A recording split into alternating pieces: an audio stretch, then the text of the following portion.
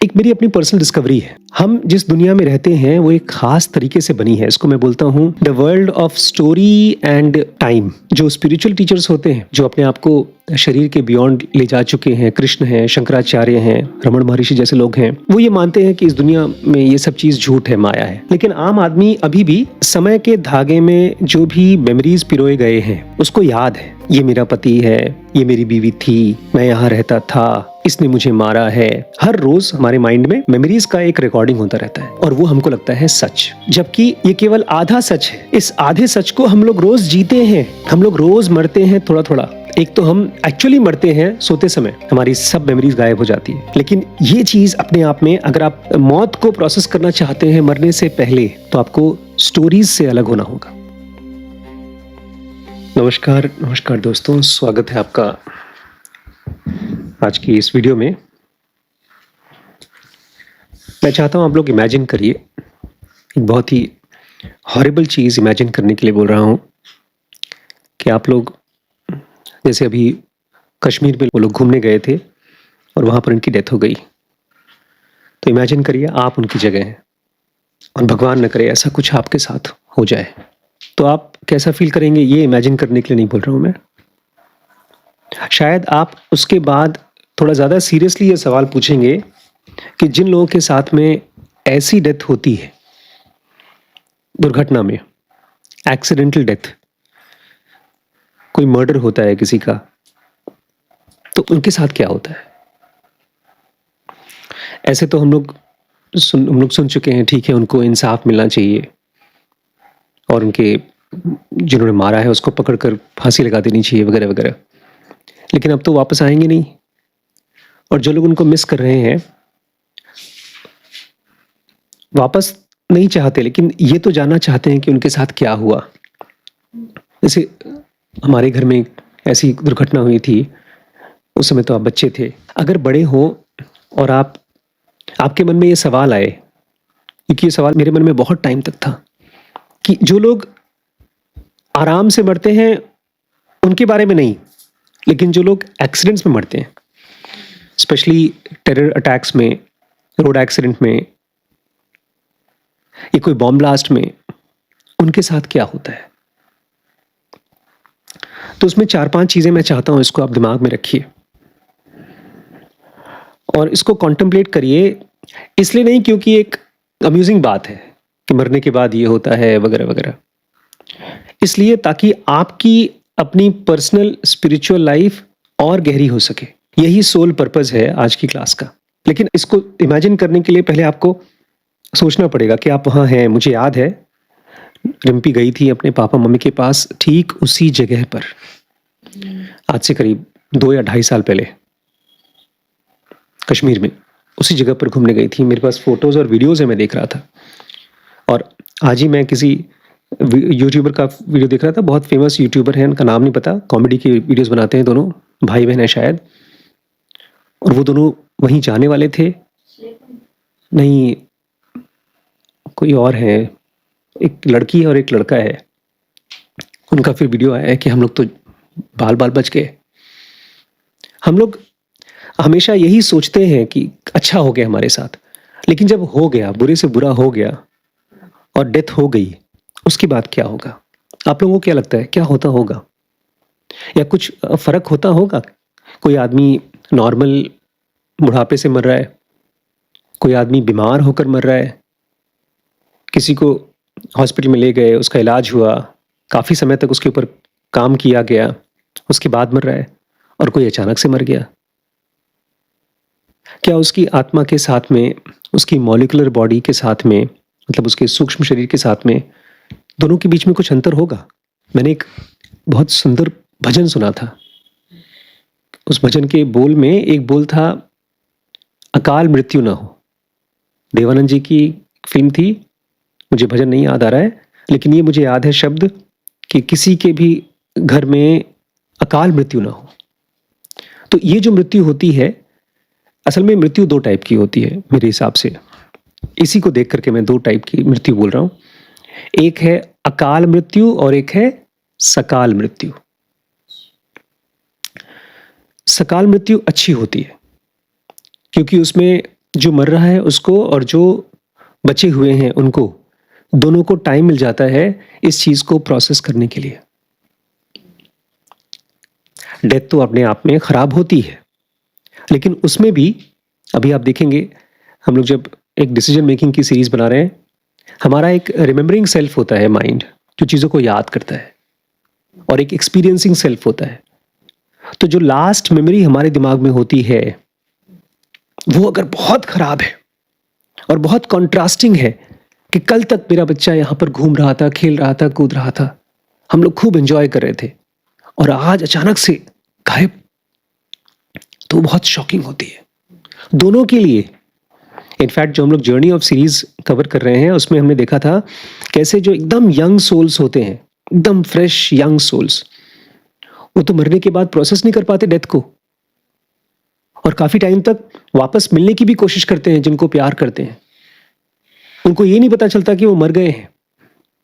और वहीं पर जिनको भी काफी टाइम लगता है मरने में, जैसे मेरे एक जीजा जी थे, उनको शरीर छोड़ने में कम से कम 6 महीने लग गए। रोड एक्सीडेंट हुआ, हॉस्पिटल में गए, बचाने की कोशिश की, 2 महीने तक हॉस्पिटल में थे, फिर घर पे गए, पूरी तरह से पैरालाइज हो गए थे। या दादी हैं मेरी, उनको बीमार, एमनीजिया, खाना नहीं खा पा रही हैं, घर वाले परेशान हैं। तो उनके केस में तो एक तरह से आदमी लुक फॉरवर्ड करता है कि किसी तरह से शरीर छूट जाए। तो ये चीज़ मैं चाहता हूँ आप लोगों की प्रार्थनाओं में रहे कि किसी की भी लाइफ में अकाल मृत्यु ना हो, क्योंकि प्रोसेस करने के लिए आपको चाहिए, टाइम चाहिए। तो अब सवाल ये उठता है कि प्रोसेस कैसे करेंगे। उसके लिए एक मेरी अपनी पर्सनल डिस्कवरी है। हम जिस दुनिया में रहते हैं वो एक खास तरीके से बनी है, इसको मैं बोलता हूँ the world of story and time. The world of story and time. जो स्पिरिचुअल टीचर्स होते हैं, जो अपने आप को शरीर के बियॉन्ड ले जा चुके हैं, कृष्ण हैं, शंकराचार्य हैं, रमण महर्षि जैसे लोग हैं, वो ये मानते हैं कि इस दुनिया में ये सब चीज़ झूठ है, माया है। लेकिन आम आदमी अभी भी समय के धागे में जो भी मेमोरीज पिरोए गए हैं उसको याद है। ये मेरा पति है, ये मेरी बीवी थी, मैं यहाँ रहता था, इसने मुझे मारा है। हर रोज हमारे माइंड में मेमोरीज का एक रिकॉर्डिंग होता रहता है, और वो हमको लगता है सच, जबकि ये केवल आधा सच है। इस आधे सच को हम लोग रोज जीते हैं, हम लोग रोज मरते हैं थोड़ा थोड़ा।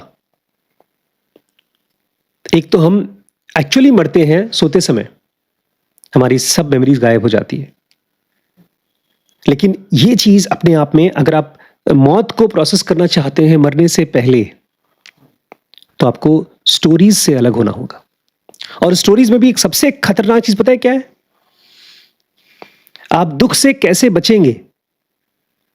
स्टोरीज में, किसी फिल्म में सबसे अच्छी चीज क्या लगती है आपको? Happy ending.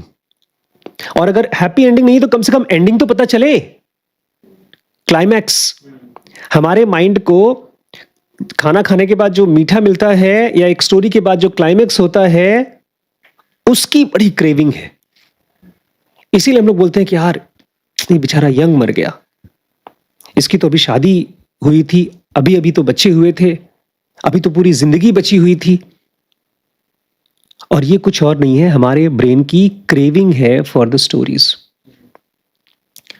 इन स्टोरीज को आपके दिमाग में ये ऑटोमेटिकली बनते हैं, लेकिन जहां पर भी आपको दिखाई दे रही है कि स्टोरी टूट रही है, जैसे अभी हुआ या आपके किसी फ्रेंड के साथ हुआ, उसको एक फैक्ट की तरह देख करके ऑब्जर्व करिए। हमारा माइंड क्या करता है, जैसे ही कोई दुर्घटना होती है, कोई दुख की घटना होती है, उसको गायब कर देता है। उसको देखना नहीं चाहता, उसके बारे में बात नहीं करना चाहता। बात करना चाहता है तो हमेशा रिएक्ट करना चाहता है कि बदला ले लेंगे हम, उसको छोड़ेंगे नहीं। वो अभी भी अपने रिएक्शन के जरिए स्टोरी को ही चेंज करने की कोशिश कर रहा है, जबकि ये दुनिया एक बड़ा सा कैनवस है टाइम का, और इसके ऊपर स्टोरीज बन रही हैं। स्टोरीज उसके ऊपर, हाँ, मेमोरीज का बन रहा है स्टोरीज। ये इसका भाई, वो उसकी बहन, ये राजा, ये प्रधानमंत्री, ये पुलिस वाला, ये टेररिस्ट। जबकि देखा जाए तो ये सारा का सारा खेल, जैसे भगवान कृष्ण कहते हैं अर्जुन से, सब मैं कर रहा हूं, सबको मैं ही मार रहा हूं। इनफैक्ट जब भगवान कृष्ण को गांधारी श्राप दे रही थी कि तुम लड़ाई रोक सकते थे, महाभारत की नहीं रोका, बोलते हैं जब कोई भी दोनों पार्टीज में से कोई भी आदमी मर रहा था तो मैं मर रहा था। तुझे पता नहीं कि जितना दुख तुम्हें है तुम्हारे बच्चों को खोने से, उतना ही ज्यादा दुख मुझे भी है। लेकिन भगवान कृष्ण के लिए सारी स्टोरीज उनकी स्टोरीज थी। इनफैक्ट ऐसा माइंड स्टोरीज के लिए क्रेव नहीं करता। तो अगर आप डेथ के लिए प्रोसेस करना चाहते हैं तो अपनी लाइफ की जो सबसे वर्स्ट चीजें हुई हैं और उसके बारे में जो सो कॉल्ड गिल्ट है या डिजायर्स है, अधूरी इच्छाएं जिसको बोलते हैं, उनको एक खूबसूरत थैंक यू के साथ में खत्म कर दीजिए। इसलिए आपको रोजमर्रा की लाइफ में जब भी किसी भी बात पर, छोटी से छोटी बात पर आपको खून खौल जाए, खून खोलता है वैसे खोलता है, कभी कभी खोलता है, तो उसको ठंडा कर लीजिए। अब जैसे अगर मेरे घर का कोई मरता, मैं खून खोलता। अगर आपके घर का कोई मरता तो खून खोलता, लेकिन उससे फिर हम क्या कर पाते ना, हम उस बंदे से भी वही तो प्रॉब्लम है, कुछ नहीं कर पाते। बस बशर्ते आप, अगर मैं आपको एक सच्ची बात बता रहा हूं, जो भी इंसान फिजिकल बॉडी छोड़ता है उसकी मॉलिक्यूलर बॉडी जिंदा रहती है, काफी टाइम तक जिंदा रहती है, फिर दोबारा जन्म लेता है वो। और जब तक वो इंसान दोबारा जन्म नहीं लेता है तब तक आप उसके साथ में कांटेक्ट कर सकते हैं, बशर्ते आप सीसीएस क्रॉस कर चुके हो, क्रिटिकल सर्टेन स्टेज स्पिरिचुअलिटी का क्रॉस कर चुके हो। ये बात और है कि ऐसा इंसान यूजुअली मरे हुए इंसानों को डिस्टर्ब नहीं करता, अनलेस एंड अनटिल जब तक उसको बहुत ज़्यादा हेल्प की ज़रूरत ना हो। जैसे रमन महर्षि बहुत फेमस स्पिरिचुअल टीचर थे, उनकी माँ उनको कांटेक्ट करती थी मरने के बाद भी, कहते हैं उनको इंस्पायर किया था आश्रम बनाने के लिए। उसके पहले तक रमन महर्षि खाली साधना करते थे, गुफा में रहते थे। उनकी मरने के बाद, बल्कि उनकी माँ शुरू में जब उनको ले जाने के लिए आई थी कि चलो घर चलो, बट बुढ़ापे में फिर उनके पास आगे रहने के लिए, और जब उनकी डेथ हुई उसके बाद वो उनके पास आई थी, उन्हें इंस्पायर किया कि तुम्हें आश्रम खोलना चाहिए। अच्छा, उन्होंने इंस्पायर किया? हाँ, उनकी बुक में ये चीज़ क्लियरली मेंशन है कि उनको एक बार ऐसा बहुत स्ट्रांग फीलिंग आई कि उनकी माँ उनसे कह रही है। इसलिए जब उनके यहाँ जाएंगे आश्रम में ना, तो जो सबसे पहला मंदिर है वो उनकी माँ का ही है, उसके बाद दूसरा मंदिर उनका है। बट आप जब इसके बारे में सीरियसली सोचेंगे ना कि मृत्यु के बाद भी एक लाइफ होती है, और वो लाइफ कोई बुरी लाइफ नहीं है। जिसने मारा है उसके साथ क्या करना है वो तो अलग कहानी है, न्याय अन्याय वो सब अलग बात है। वो आप नेता हैं, पुलिस वाले हैं, जज हैं, वो आप क्या करेंगे वो तो हम उस टॉपिक पे नहीं जाएंगे। बट आप उस बंदे के साथ में, क्योंकि उसकी फिजिकल बॉडी मरी है, उसकी मॉलिक्यूलर बॉडी तो अभी भी जिंदा है, और उसके अंदर में जो डिवाइन फ्रैगमेंट है, जो आत्मन है, वो तो अभी भी जिंदा है, वो तो मरती ही नहीं कभी। उसके साथ में आप तभी कांटेक्ट कर सकते हैं जब आपके ब्रेन में दुख से एक बहुत बड़ा चोट नहीं लगा हो, जहां पर आपने देखा डेथ हुई और आप मेडिटेटिव हो गए, और रोज आपका माइंड कुछ देर के लिए मेडिटेटिव होता है, और कहीं पर भी कोई भी दुख आपके लिए नया नहीं होता। जिनको भी शॉक लगता है उनके ब्रेन ने एक स्टोरी बना रखी है कि नहीं डेथ तो होती है लेकिन हमारे साथ नहीं होगी, और अभी नहीं होगी। और ऐसा आदमी हमेशा झटका खाएगा और वो दुख से कभी फ्री नहीं होगा, चाहे वो मर गया हो चाहे जिंदा हो, वो एक इल्यूजरी कहानी में चलता रहता है। और मैं जानबूझ के इसको इल्यूजरी कहानी बोल रहा हूं क्योंकि ये कहानी हमारे दिमाग में चलती है, बाहर नहीं होती। बाहर तो एक पेड़ है, 25 साल का हो गया, 50 साल का हो गया, पेड़ अब खत्म हो गया तो नया पेड़ आ जाता है।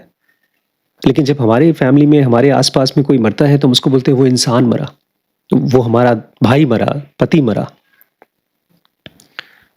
मैं चाहता हूं कि as a spiritual seeker, as a ज़नोगी, आप लोग इस चीज़ को देखिए। अभी आपके साथ तो नहीं हुआ ऐसा कुछ, लेकिन जब भी आपके साथ कोई छोटी सी दुर्घटना होती है, मान लीजिए बहन ने भाई को कुछ ऐसी बात बोल ली जिसको हर्ट कर गई, या पति पत्नी में कोई बहुत बड़ी लड़ाई हो गई, तो उसको देखिए कि this is the part of life. This is the part of the story and this is reality. इसको आप कंप्लीट करने की कोशिश मत करिए, अरे यार हैप्पी एंडिंग क्यों नहीं है, क्योंकि सच पूछिए तो इस फिजिकल वर्ल्ड में कोई भी एंडिंग हैप्पी एंडिंग होता ही नहीं है। तो दो तरह की डेथ होती है, अकाल मृत्यु, सकाल मृत्यु, और हम ब्रेन से 24 घंटे कहानियां बनाते हैं, उसी को जीने की कोशिश करते हैं। अब से कभी कभी इन कहानियों को तोड़िए, बीच बीच में मत सोचिए, 2 सेकंड के लिए, 4 सेकंड के लिए ब्रेक करिए, आसपास देखिए। अब तीसरी बड़ी इंपॉर्टेंट चीज है, जब भी किसी की अकाल मृत्यु होती है उसमें भी 2 तरह की सोल्स होती हैं। एक इंटेलिजेंट, वैसे तो हमने पढ़ा अभी रिसेंटली जर्नी ऑफ सोल में कि 6 टाइप की सोल्स होती हैं। उसमें सबसे लेवल 1 की जो सोल्स होती हैं एकदम इमेच्योर होती हैं या मासूम होती हैं। तो जो इमेच्योर सोल्स होती हैं, जो बहुत वायलेंट सोल्स होती हैं, कंफ्यूज्ड सोल्स होती हैं, वो मरने के बाद या तो रहती हैं ट्रैप्ड या तो रहती हैं अनट्रैप्ड, जिनको आप भूत प्रेत कहते हैं। बहुत से ऐसे लोग हैं जो बन जाते हैं घोस्ट, लेकिन उनको पता भी नहीं कि वो घोस्ट है। वो किसी, इनफैक्ट वो हमको लगता है कि लोगों से कनेक्टेड रहते हैं, बट ऐसे लोग ज्यादातर उस जगह से कनेक्टेड होते हैं जो उनकी मेमोरी में है। इसलिए कुछ जगह होते हैं जहां पर बहुत ज्यादा नेगेटिव इंटेंसिटी होती है। जैसे मुझे लगता है कश्मीर अपने आप में बहुत ही नेगेटिव एनर्जी का जगह है ही। आज तक इतने सालों से वहां पर पीस नहीं आ पाया, हॉरर है। वो मुझे लगता है कि it involves even molecular plane का थिंग। तो जो भी मरते हैं वो अगर मैच्योर नहीं है तो वो लोग ट्रैप्ड हो जाते हैं उन जगहों के साथ जहां पर उनकी मौत हुई, या उन चीजों के साथ जो उनकी फेवरेट थी। इसलिए हिंदुओं में हम लोग डेड बॉडी को जला देते हैं, प्लस उसके सामान को भी डिस्कार्ड करने की कोशिश करते हैं। लेकिन इसको जान के पता है हमारा क्या फायदा होगा? हम जिंदा हैं, लेकिन हम क्या वो सोल्स होंगे जो हम ट्रैप्ड होंगे या अनट्रैप्ड होंगे? क्या लगता है? क्या हम घोस्ट बनेंगे? इसका जवाब आपको तब मिलेगा जब आप ये पूछेंगे, क्या मैं अभी घोस्ट हूं? क्या मैं अभी किसी के लिए झंझट हूं? क्या मैं छोटी छोटी बात पे, अननेसेसरी बातों पे लड़ाई करता हूं? क्या मैं अपनी इग्नोरेंस को जस्टिफाई करता हूं? अगर ये सब चीजें आप कर रहे हैं तो आप ऑलरेडी बाउंड है, ट्रैप्ड है। उनको पहचानिए। एक सवाल इसमें भाई साहब ने मुझसे पूछा था कि जो लोग मर जाते हैं क्या वो अपने लव्ड वंस से मिलते हैं वहां पर, और क्या जब हम अपना शरीर छोड़ेंगे तो क्या हम उनसे मिलेंगे? क्या लगता है? से मान लीजिए मैं मर गया, मैं गया था कश्मीर और मैं मर गया वहां, आप मुझसे मिलना चाहते हैं, तो क्या आप मुझसे मिल पाएंगे कभी जब आप बूढ़े होकर मरेंगे? या मैं जब मरूंगा तो वहां पर किसको मिलूंगा? ये बड़ी क्रेविंग होती है, लोगों की क्वेश्चन होते हैं कि मेरे पति थे, मैं उनको बहुत प्यार करता था, मतलब प्यार करती थी, और क्या मैं मरने के बाद उनसे मिल पाऊंगी? किताबों में पढ़ा है, पिक्चर में देखा, उसमें जो दिखाते हैं कि आप मिलते हो जो आपके लव्ड वंस होते हैं। इवन इसमें भी जर्नी ऑफ सोल्स में भी बताया गया है, दे कम टू गाइड यू। हाँ, जर्नी ऑफ सोल में लिखा गया है, बिल्कुल सही बात है। इसको इतना आसान तरीके से मत समझिए। इसको मैं चाहूंगा हमारे जनोगी जिसको एक अलग तरीके से समझिए। कॉमन मैन के लिए तो ये क्लियर आंसर है, हाँ मिलते हैं आपको। जिस इंसान को आप प्यार करते हैं वो आपको मॉलिक्यूलर वर्ल्ड में मिलता है। इसको तो मेंशन किया गया है कई स्टोरीज में, योग वशिष्ठ में, ये कैसे आपके मरने के बाद जो जिंदा है वो भी आपसे मिलते हैं वहां पे। मतलब अगर मैं मर जाता हूं और मैं एक इमेच्योर सोल हूं तो मुझे सब मिलते हैं, मेरा बच्चा, मेरी बीवी, मेरा घर, मेरी लाइब्रेरी, सब कुछ मिलता है वहां पे। बहुत अच्छी कहानी है उसमें।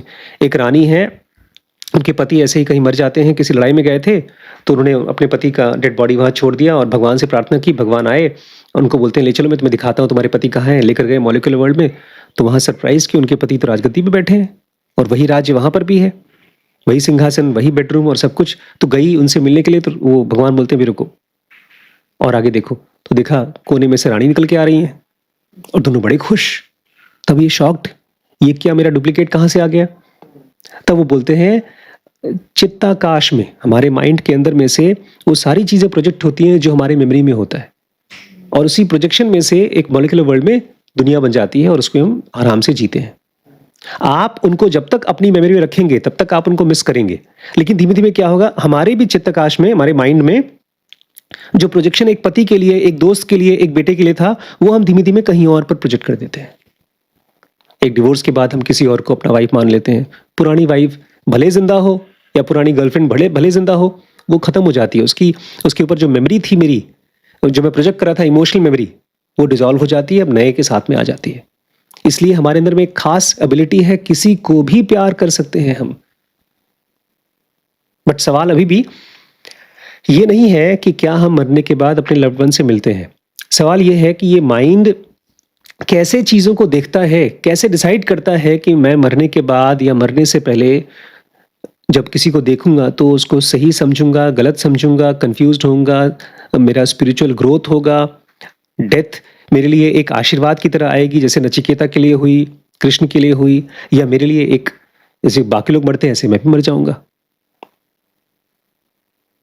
इसके लिए कृष्ण ने एक 3 पैंग रूल दिया है आपको। अपने आप को एक माइंड की तरह मत देखिए, 3 अलग अलग पीसेस की तरह देखिए। कौन कौन से 3 पीसेस? सत्वगुण, रजस गुण और तमस गुण।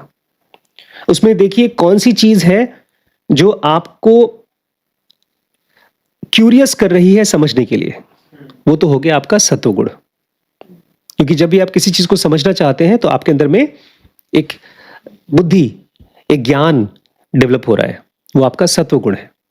वो इसलिए डेवलप हो रहा है क्योंकि आप उस ज्ञान के जरिए धीमे धीमे अपनी आप को, अपने आत्मन को जानेंगे। क्योंकि अभी आत्मन और झूठ ये दोनों चीजें मिक्स्ड हैं। लेकिन इससे ज्यादा बड़ी प्रॉब्लम है बाकी दोनों क्वालिटीज। कौन कौन सी? रजस गुण। रजस गुण मतलब वो चीज जो मुझे अनकॉन्शियसली एक्साइट करती है। अपने ब्रेन को ऐसे देखिए जैसे एक बल्ब, और उस बल्ब का कोई कनेक्शन नहीं है किसी चीज के साथ में, कोई बिजली का तार कहीं नहीं लगा। वो एक ऐसा बल्ब है जिसके अंदर में ब्लूटूथ टाइप का कुछ कनेक्शन है, और वो कहीं जा रहा है, अचानक से चमक गया।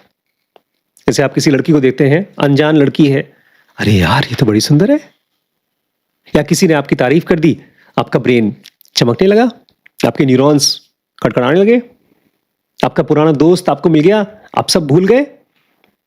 एक बार तो मेरी इसलिए अफेयर हो गई थी क्योंकि हम दोनों लड़का लड़की बड़े खुश थे।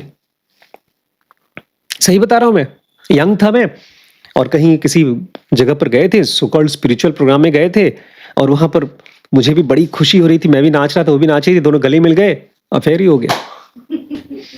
मैं ताज्जुब हूं, जो भी चीज आपके अंदर में पॉजिटिव या नेगेटिव इमोशंस ट्रिगर कर सकती है वही आपको दिखेगा, क्योंकि वो आपके ब्रेन में अभी भी वो ट्रिगर कर रहा है। इसलिए सजग रहिए। जब आप गाड़ी चला रहे हैं, अपनी स्पिरिचुअल गाड़ी चला रहे हैं, तो रोड पर वहां मत देखिए जो आपको अच्छा लग रहा है, वहां देखिए जो रोड है, आपका स्पिरिचुअल पाथ क्या है। आप खाली एक्साइट मत हो जाइए, आप ये भी देखिए कि एक्साइट हो रहे हैं। और क्या करेंगे अगर आप एक्साइट ना हो? आप अपने एक्शंस को देखिए, अपने रिफ्लेक्सेस को देखिए, अपने रिस्पॉन्सेस को देखिए। क्योंकि एक एवरेज सोल को मैं साफ साफ बताता हूं, हाँ, अगर आपके पति मर गए हैं, बेटा मर गया है, बाप मर गया है, तो मरने के बाद आप उससे मिलेंगे। जब भी आप मरेंगे तो आप उससे मिलेंगे, वो भी वहां पर आपसे मिल रहा है। इसके लिए शांत हो जाइए, खुश हो जाइए। लेकिन अब मैटर आता है एडवांस्ड सोल्स के लिए, जो लोग डीपली स्पिरिचुअल अपने आप को मानते हैं और ग्रो करना चाहते हैं। वो हमेशा अपने आप को देखें 3 तरीके से। मैं क्या समझ रहा हूं, मैं किस चीज से अट्रैक्ट और रिपेल हो रहा हूं, किस चीज से डर रहा हूं, और क्या चीजें मैं कर रहा हूं। क्योंकि मैं हमेशा कहता हूं, हम कुछ बोल दें कि हम ऐसा करेंगे, वो तो मौका आएगा तब पता चलेगा हम करेंगे कि नहीं करेंगे। या हम बोल दें कि बड़े पापा, जब मैं बड़ा हो जाऊंगा ना, जब मैं ढेर सारा पैसा कमाऊंगा तो मैं आपके ऊपर लुटा दूंगा। वो तो जब कमाओगे तब, और जब तुम्हारे पास मौका आएगा लुटाने का, और तुम्हारे 10 बच्चे होंगे, और तुम्हारी बीवी होगी, और तुम्हारी वो कंडीशन होगी, तब देखा जाएगा। तो वो थर्ड क्वालिटी जो है वो आपकी रिफ्लेक्स है, वो आपकी बॉडी है, वो आपकी हैबिट है। जब इस तरह से आप अपने आप को देखेंगे तो अपने आप उस लेवल पर भी पहुंच सकते हैं कि आपकी अभी डेथ हुई, and finally you can see God, and not illusory God, real God in yourself, because आप इन तीनों क्वालिटीज, कृष्ण कहते हैं ये 3 क्वालिटीज हैं दुनिया को चलाती हैं, लेकिन मुझे नहीं चलाती, मैं इनके परे हूं। तो जब आप इनको तोड़ करके अपने अंदर देखेंगे तो आप लाइफ की कोर में झांक रहे हैं। डेथ बेसिकली लाइफ की कोर को काटती है, फिजिकल बॉडी को मॉलिक्यूलर बॉडी से काटती है। वो एक बहुत बड़ी, बहुत डिवाइन एक्सपीरियंस है। Every death is a divine experience. वो दुख का एक्सपीरियंस नहीं है हमारे लिए। वो हम चूंकि उसको यूज करना नहीं जानते। हम ऐसे बच्चे हैं जिसको एक अलादीन का चिराग दे दिया गया है, उसको पता ही नहीं है, वो दिया जला रहा है उसमें। उसका एक टेक्निक है, और वो टेक्निक यही है, अपने आप के साथ में कैजुअल मत होइए। स्पेशली कौन कौन सी चीजें आपको दुखी करती हैं, क्या क्या चीजें आप चाहते हैं, उसको बहुत ध्यान से देखिए। तब जाकर के आप हर अनइम्पॉर्टेंट को रिप्लेस कर पाएंगे और इंपॉर्टेंट चीजें आपकी जो एक्चुअली इंपॉर्टेंट हैं, गॉड, लाइफ, वो सब चीजें आपके कांटेक्ट में आ पाएगी। लास्ट में मैं इस क्वेश्चन का एक आंसर देना चाहता हूं कि why do good people die suddenly? अच्छे लोग सडनली क्यों मरते हैं, अचानक से उनकी मृत्यु क्यों होती है? कोई थॉट?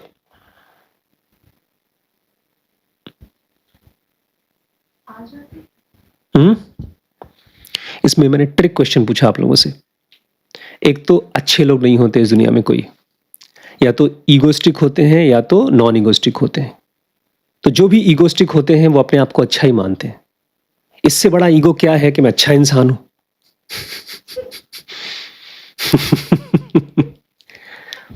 हमारा सिस्टम वन मान के चलता है कि मैं अच्छा इंसान हूं। और दूसरा ट्रिक क्वेश्चन ये था इसमें कि कोई मरता नहीं है। ये हमारी बहुत स्ट्रांग बिलीफ है, जो मरता है उसकी भी और जो उसके बाद बचे हैं उनकी भी, कि लोग मरते हैं। और इसी बिलीफ की वजह से हम लोग प्रोब नहीं करते डेथ के बियॉन्ड। और जो इंसान रोज थोड़ा थोड़ा मरता है, कैसे मरेंगे आप थोड़ा थोड़ा? ऐसी चीज़ों को डिस्कार्ड करना शुरू करिए जो आपकी फेवरेट है। मेरी दादी एक पॉइंट पर बोलती है, अगर मेरा बेटा आ जाएगा, जब मैं घर छोड़ के भाग गया था, तो मैं आम नहीं खाऊंगी। मुझे पता नहीं उन्होंने खाया कि नहीं खाया, लेकिन उनका एक तरीका था कि मैं तपस्या करूंगी। देखिए कौन सी चीजों से आपका सेल्फ बना है जिसके बिना आप नहीं रह पाते। क्योंकि मरने के टाइम वही याद आएगा कि अरे यार कैसे होगा। लोग रोते समय बोलते भी हैं, अब कौन मेरे लिए दूध लाएगा, कौन मेरे लिए चाय बनाएगा। माएँ ऐसी रोती हैं अपने बच्चों के लिए, अपनी बेटियों के लिए। छोटी छोटी चीजें आपको याद आती रहती हैं, बहुत छोटी छोटी चीजें याद आती हैं आपको। वो आता था मेरा बेटा, ये करता था मेरे लिए, मेरे पैर दबाता था, कितना प्यार करता था। उन सब चीजों को अपने मेडिटेशन का पार्ट बनाइए। एक बहुत अच्छी पिक्चर देखी थी मैंने, बहुत ही बोरिंग फिल्म थी, बहुत मेरी लाइफ की शायद सबसे बोरिंग फिल्म थी। उसका नाम था ज़ेन नॉयर। नॉयर मतलब होता है कलर, शायद फ्रेंच में कलर होता है नॉयर। उस पूरी फिल्म में वो आदमी, उसकी वाइफ खत्म हो चुकी थी और वो बैठ करके मेडिटेशन करने की कोशिश कर रहा था, और कभी ऑरेंज दिखाई दे, कभी वाइफ दिखाई दे, कभी कुछ दिखाई दे, फिर वापस वापस वापस वापस वापस वही पूरी फिल्म में एक आदमी का मेडिटेशन करना दिखाया गया। वो दिखा रहे थे कि कैसे आपका माइंड बहुत आसानी से बोर हो जाता है और उसको बार बार यहाँ लाना, अपने पास रखना, अपनी सांस के साथ रखना। बिकॉज प्राण आपकी बॉडी में जाता है और जब आप शरीर छोड़ते हैं तो प्राण छोड़ देता है, लेकिन वो प्राण खत्म नहीं होता, मरता नहीं है। वो शरीर में आता है फिर जाता है, बट कभी मरता नहीं है। तो अच्छे लोग मर क्यों जाते हैं सडनली? यही नेचर का नियम है। नेचर के लिए इंसान एक कीड़े मकोड़े से ज्यादा कुछ नहीं है, और डेथ लाइफ से ज्यादा कुछ नहीं है।